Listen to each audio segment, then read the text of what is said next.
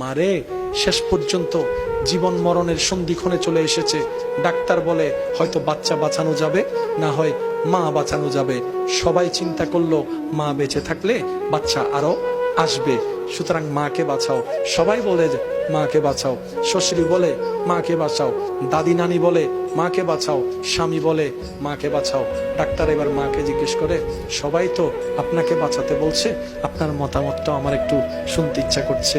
মা বলে যে খবরদার কারো কথা শুনিয়েন না, কারো কথা শুনিয়েন না, কারো কথায় কান দিয়েন না, কারো কথায় মন দিয়েন না।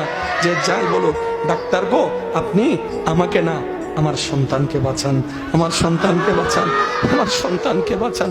জগৎ বলে মাকে বাঁচাতে, মা বলে সন্তানকে বাঁচাতে। ও মা, তোর কি বাঁচতে ইচ্ছা করে না? বলে যেতে করে, কিন্তু সন্তানকে মেরে আমি বাঁচতে চাই না, আমি সে মা হতে চাই না। কারণ আমি সূর্যের আলো দেখিনি, আমি আমার সন্তান সূর্যের আলো দেখেনি। আমি তো দেখেছি চন্দ্র কেমন, আমি দেখেছি, আমার কলিজার টুকরা তো দেখেনি। ডাক্তার গো, যদি প্রয়োজন হয় আমাকে মেরে ফেলেন, আমার বাচ্চাকে বাঁচান,